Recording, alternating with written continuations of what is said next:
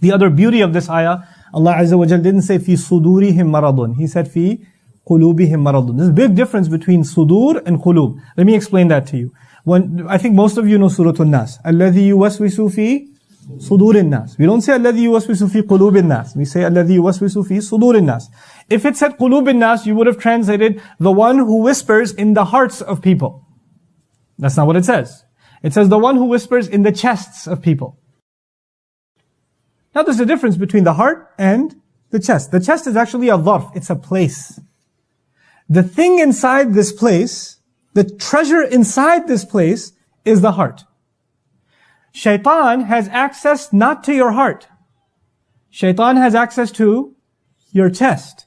Think of the heart as your home. And think of the chest as the fence around your home, the front porch, the backyard.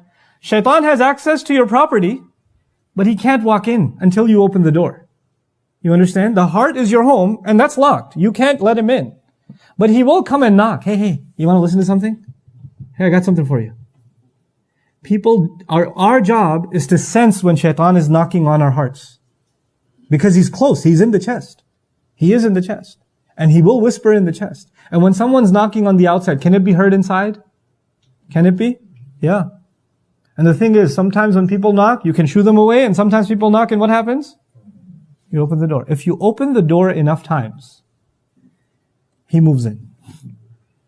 He just moves in. And when an outsider moves in, they start redecorating the place. You understand that, right? And so what happens is, if you don't let him in, you have your own sense of what is beautiful. You have your own sense of what is good and what is not, which colors are nice, what furniture is nice. But when you let the intruder move in, you come one day and the walls are pink and the furniture is green. You know, and all the plates are purple. And what just happened here? Well, this is my taste. This is what I like. You know, he's turned the kitchen into a living room and the bathroom into a guest room. And you're like, what is going on here? Why am I telling you this? Because if you let shaitan inside of your heart, inside of that home, then what used to be beautiful becomes ugly. And what used to be ugly becomes beautiful. And that's why Allah says, وَزَيَّنَ لَهُمُ الشَّيْطَانُ أَعْمَالَهُم. Shaitan beautified their deeds for them. Shaitan cannot make anything ugly beautiful to you until he is where? Inside of your hearts. Now, if you don't let shaitan in your heart, what is still in your heart? Iman. وَلَكِنَّ اللَّهَ حَبَّبَهُ إِلَيْكُمُ الْإِيمَانِ وَزَيَّنَهُ فِي قُلُوبِكُم. He beautified Iman in your hearts. You understand this imagery? Now Allah says here, فِي قُلُوبِهِمْ مَرَضٌ. In their hearts there's a disease.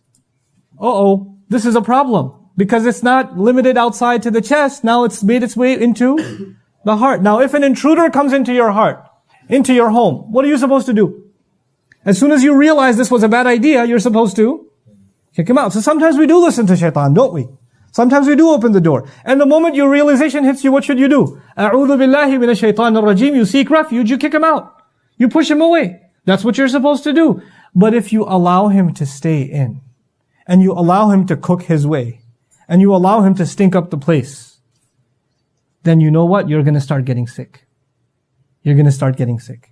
And this, by the way, this imagery is going to come full circle. A few ayat later, we're going to find وَإِذَا خَلَوْا إِلَىٰ شَيَاطِينِهِمْ.